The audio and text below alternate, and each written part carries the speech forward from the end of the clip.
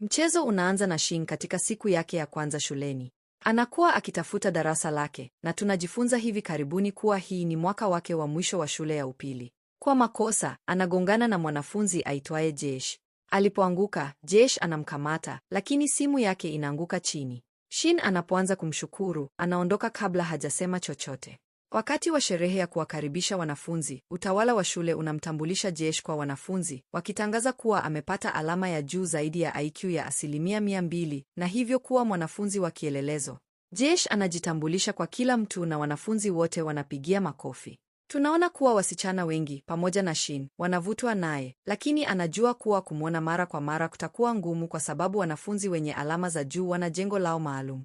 Pia tunajifunza kuwa Jesh, ingawa ni mwanafunzi mwenye akili zaidi shuleni, pia ana maslahi katika ubunifu na ni bora zaidi katika kutatua matatizo magumu sana ya hisabati mbele ya wanafunzi wote. Baadaye, Shin na wasichana wengine wanapokea ujumbe kuwa Jesh yuko kahawani na atapita karibu na jengo lao. Wasichana wote wanakimbia kumwona na kumfuata hadi aingie jengo lake. Katika moja ya semina za Jesh, anazungumza kuhusu saratani ya watoto na tunamwona Shin na wasichana wengine wakihudhuria.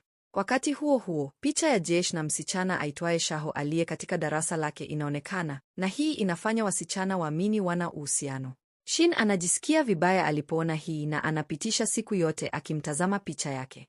Marafiki zake wanamwambia aache ndoto zake. Wakati huu, mwanafunzi aitwaye Ajin anamkaribia Shin, akimpa maua na kumkauliza kuwa anapenda na anataka kuwa katika uhusiano, lakini Shin anakataa, akisema anapenda Jesh na ana mpango wa kumkauliza mapenzi yake hivi karibuni. Marafiki zake wanaamua kumsaidia kwa kuumba uvurugu darasani ili Shin aweze kwenda kukutana na Jesh wakati wa mapumziko. Anaenda jengo ambapo wanafunzi wenye IQ ya juu wako, na alipomwona Jesh, anampa zawadi na kumkaulisha mapenzi yake, akitumaini atakubali hisia zake.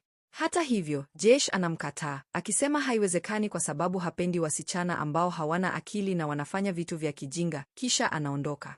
Shin anajisikia aibu na anashukuru Mungu kuwa hakuna aliyemwona. Hata hivyo, mwendeshaji wa kamera za usalama ameona kila kitu na anasambaza video kati ya wanafunzi wote. Hivi karibuni, wanafunzi wanamzunguka Shin, wakimpiga picha.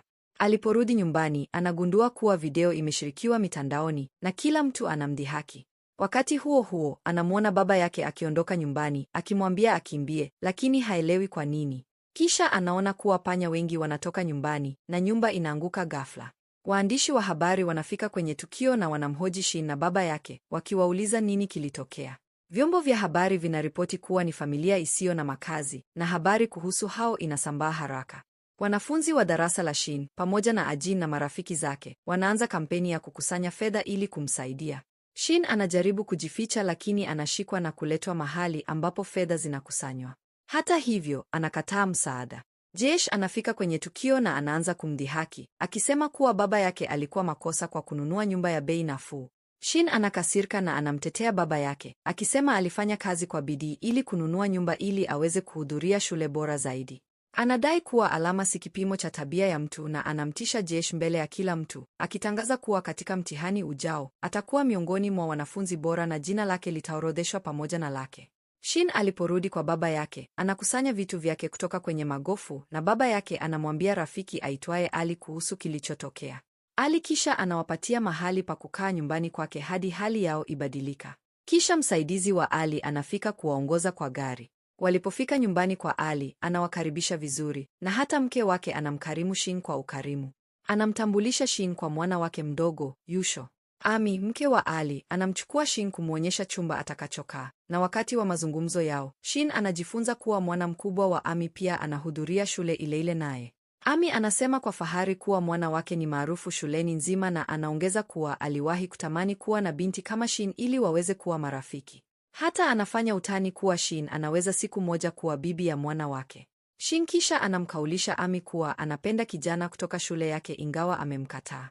Kabla ya kulala, Shin anajaribu kuchoma picha za Jesh, lakini hawezi kujilazimisha kufanya hivyo. Popote anapotazama, anaona picha yake, hata kwenye vitanda vyake. Ghafla, Jesh anaonekana mbele yake na anashangaa. Ndipo anapogundua kuwa Jesh ni mwana wa